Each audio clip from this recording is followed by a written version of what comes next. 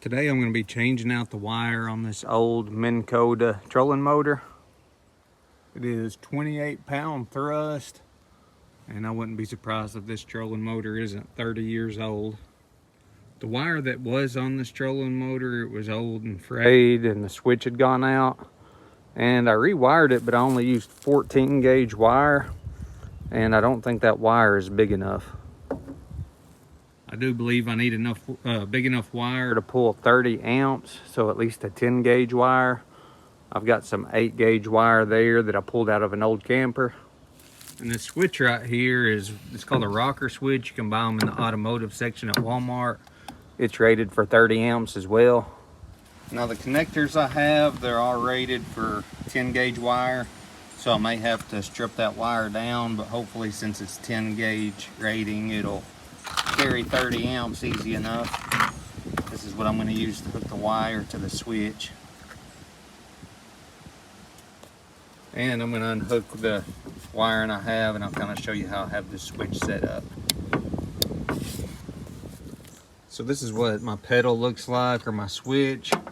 Just use scraps to make it, but that's a treated, I believe that's a 2x10 there. Now I painted everything to make it more waterproof, so hopefully it'll still last longer.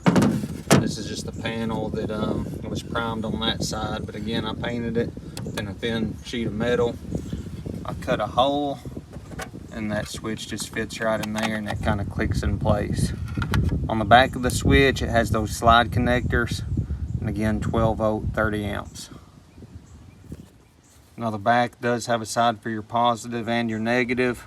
I'm just gonna hook up one side to the switch. And I did get the connects that will kind of heat shrink around the wire, so hopefully that'll tend to make it waterproof. Now these aren't designed to heat shrink, so I have heat shrink tubing kit to put around those. So again, that wire is gonna be too big to fit in my connector. I'm just gonna take some strands off, that way it'll slide in there.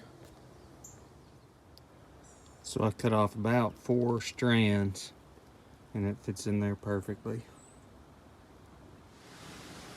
And I don't know if I got it too hot, but that's what it looks like. Crimped and shrunk on there.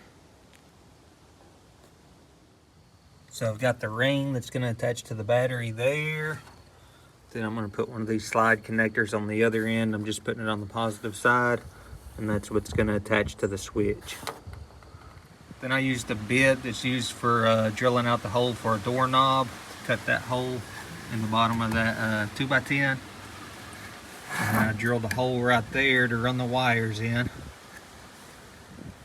So I had a hard time getting this heavy wire to bend to hook onto that switch. I did just cut that hole bigger for the wire to have more room to hook up to the switch. I took a wood chisel and just cut the bottom of that hole out. Probably not the best setup in the world, but wasn't really fitting properly otherwise. But what that will allow me to do is just hook those up and then turn them like this. And I don't know, maybe I can put a screw, and I don't really want to put metal across there, but put something in there to hold that wire in, a little piece of plastic or something. I'm going to cut a wedge to put on each side, and that'll lift this end up to give me more clearance for the wire. I'll also leave that pedal kind of angled in the boat as well. So I just marked me, this is a treated 2x4. I marked it about the length of the pedal board or the switchboard, and then I drew me a line from one corner to the other. I'm going to cut there, and then I'm going to cut there. Now that cut gave me a couple wedges that I can set that switchboard on, and it'll look something like that right there.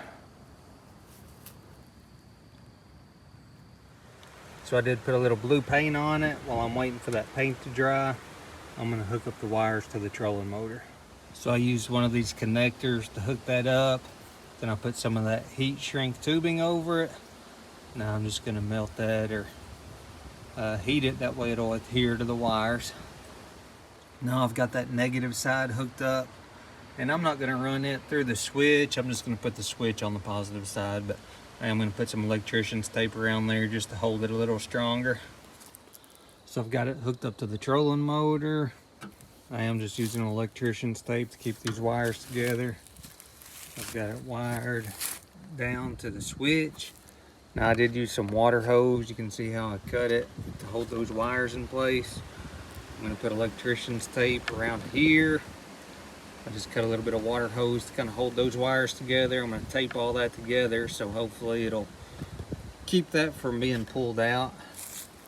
And then I'll have these ends to hook to the battery. Alright, it sure doesn't look good, but I added water hose over the top again to help hold those wires, because I really don't want that switch or those connections to work loose. You can hook them up together, but that would just be annoying while you're fishing. So now I've got the terminals hooked to the batteries. Everything is hooked up and it works. Now the downside to this setup is it just has one speed and it doesn't have a reverse. And this is probably not the best way to do it, but again, I just wanted to use that switch because it was inexpensive. Just kind of use some scraps that I had, and I believe it's going to work for me. Thanks for watching.